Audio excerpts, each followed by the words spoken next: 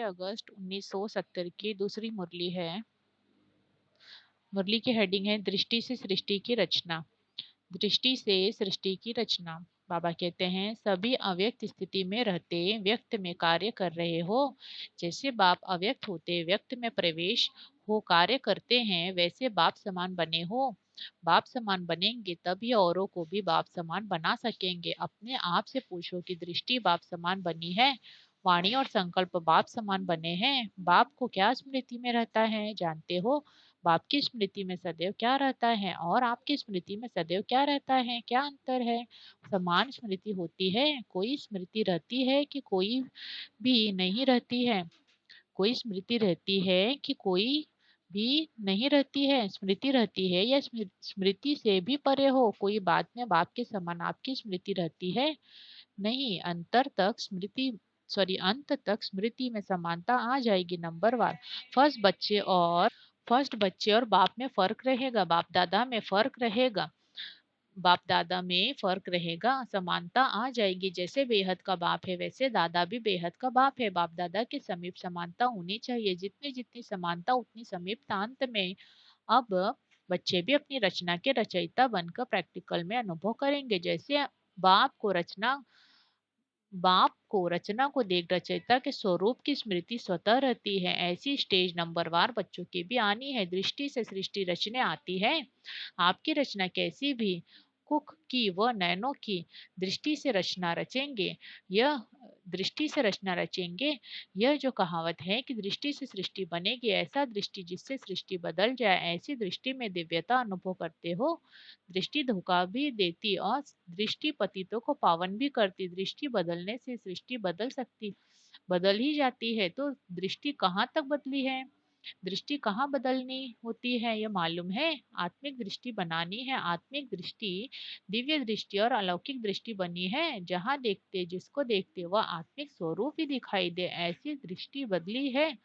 जिस दृष्टि में अर्थात नैनो में खराबी होती है तो एक समय में दो चीजें दिखाई पड़ती है। ऐसे ही दृष्टि पूर्ण नहीं बदली है तो यहाँ भी दो चीजें दिखाई पड़ती हैं, देही और देह। कभी वह ऐसे होता है ना, कभी देह को देखते हैं कभी देही को। जब नैन ठीक होते हैं तो जो चीज जैसी होती है वैसी ही यथार्थ रूप में दिखाई पड़ती है। ऐसे ही यह दृष्टि भी जब बदल जाती है तो जो यथार्थ रूप है वह दिखाई पड़ता है। यथार्थ रूप है देही न कि देह। जो यथार्थ रूप है वह दिखाई दे, इससे समझो कि दृष्टि ठीक है। दृष्टि के ऊपर बहुत ध्यान रखना है। दृष्टि बदल गई तो कब धोखा नहीं देगी। साक्षात्कार दृष्टि से ही करेंगे और एक एक की दृष्टि में अपने यथार्थ रूप और यथार्थ घर तथा यथार्थ राजधानी देखेंगे।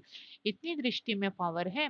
अगर यथार्थ दृष्टि है तो सदैव अपने को चेक करो कि अभी कोई भी सामने आए तो मेरी दृष्टि द्वारा क्या साक्षात्कार करेंगे। जो आपकी वृत्ति में होगा वैसा अन्य आपकी दृष्टि से देखेंगे। अगर वृत्ति देह अभिमान की है, चंचल है, तो आपको दृष्टि से साक्षात्कार भी ऐसे ही होगा। औरों कोई भी दृष्टि वृत्ति चंचल होगी, यथार्थ साक्षात्कार कर नहीं सकेंगे। यह समझते हो?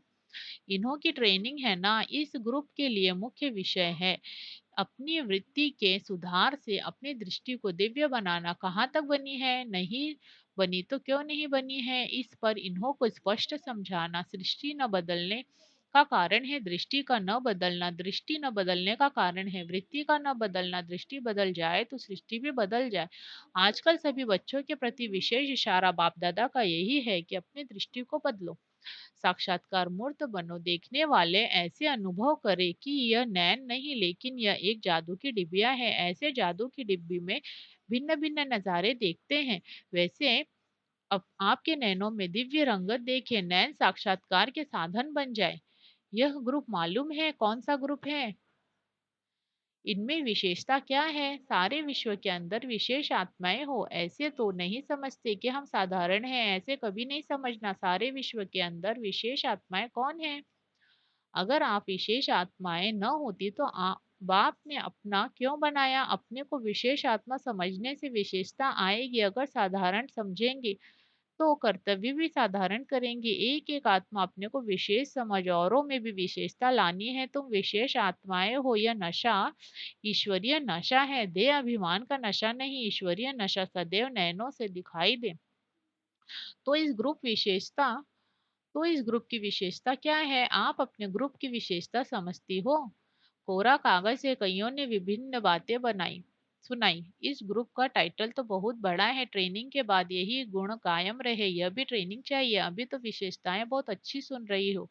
कोरे कागज पर जो कुछ लिखा जाता है वह स्पष्ट होता है। जितना स्पष्ट उतना श्रेष्ठ। अगर स्पष्टता में कमी है तो श्रेष्ठता में भी कमी। और कुछ मिक्स नहीं करना है। कोई कोई मिक्स बहुत करते हैं। इससे क्या होता है? यथार्थ रूप भी अयथार्थ हो जाता है। वही ज्ञान की बातें माया का रूप बन जाती है। इसलिए इस ग्रुप की यह विशेषता चित्रों में दिखाई दे चित्रों में दिखाई दे कि यह ग्रुप सदा स्पष्ट और श्रेष्ठ और सदैव अपने यथार्थ रूप में रहे। जो बाप जैसी है उस रूप से जानकर धारण करना है और चलते चलना है। यह है स्पष्टता। इस ग्रुप को बाप दादा क्या टाइटल देते हैं? जैसे कहावत है, छोटे सुभान अल्लाह, लेकिन बाप दादा कहते हैं छोटे तो समान अल्लाह।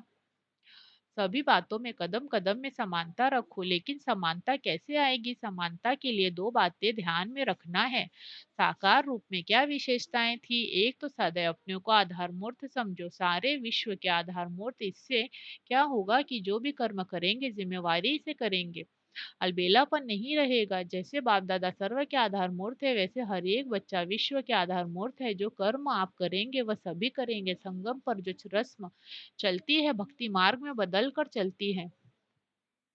सारे विश्व के आप आधार मूर्त हो। हर एक को अपने को आधार मूर्त समझना है और दूसरा उद्धार मूर्त बनना है। जितना आप उद्धार करेंगे उतना औरों को भी उद्धार कर सकेंगे। जितना औरों का उद्धार करेंगे उतना अपना भी उद्धार करेंगे। अपना उद्धार नहीं करेंगे तो औरों का कैसे करेंगे? औरों का उद्धार तब करेंगे जब उद्धार मूर्त बनेंगे। छोटे होते भी कर्तव्य बाप के समान करना है, यह याद रखने से समानता आएगी। फिर जो इस ग्रुप का टाइटल दिया, छोटा बाप समान, वह प्रत्यक्ष दिखाई पड़ेगा। यह भूलना नहीं। अच्छा, अब क्या करना है? टीका लगाना है।